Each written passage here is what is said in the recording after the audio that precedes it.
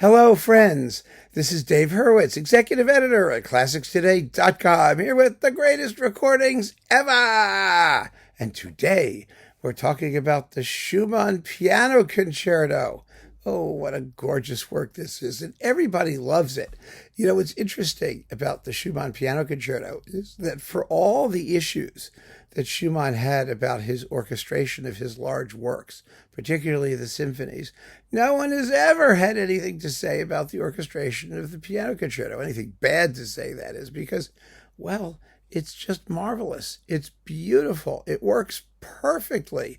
The relationship between the solo and the orchestra is ideally judged.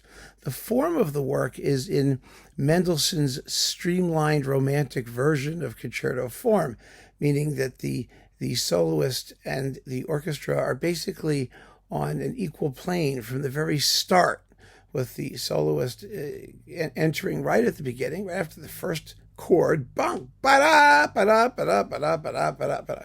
And of course, Grieg kind of learned a few things from this opening when he came to write his own piano concerto. And I think they're the same key, A minor. Yeah, A minor, look at that. Anyway, it's gorgeous. It's wonderful. And every pianist in the universe has recorded it, bar none. They all do it.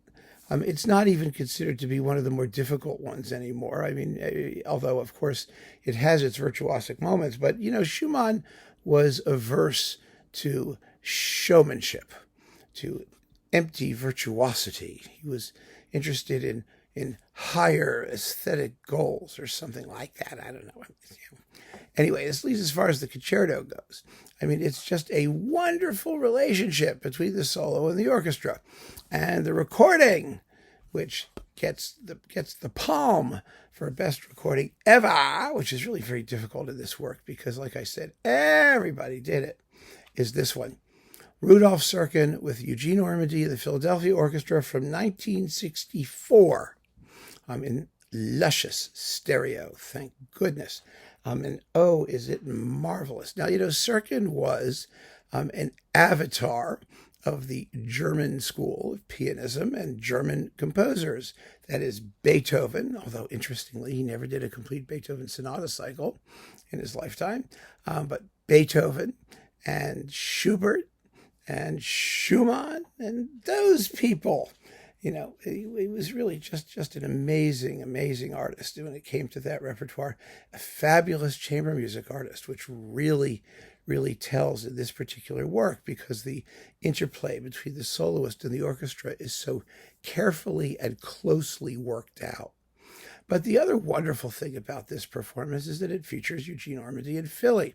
And whatever one says about Eugene Ormandy as a conductor, and some people think he's not too exciting, or he wasn't too interesting, or he was all business and he didn't have any ideas, or these stories go on and on.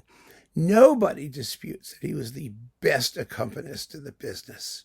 He really was. He followed his soloists like a hand in a glove.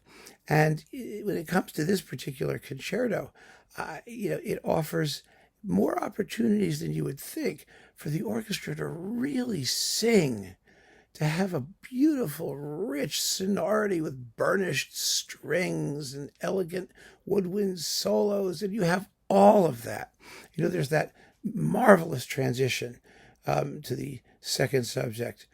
Do do do do do do do do do do do do do do do. You know, there has to be sort of a surge of warmth coming out of the strings, and boy, does Ormandy hit it! It's just marvelous.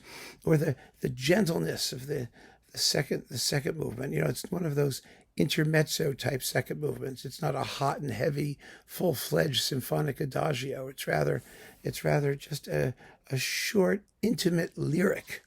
And that intimacy, that chamber music-like intimacy, is so beautifully captured by Serkin and Ormandy. And then, of course, last but not least, the zippy, peppy finale with its delicious second subject in what they call deux temps tempo, which is a rhythm of 2 that cuts across sort of a rhythm of 3.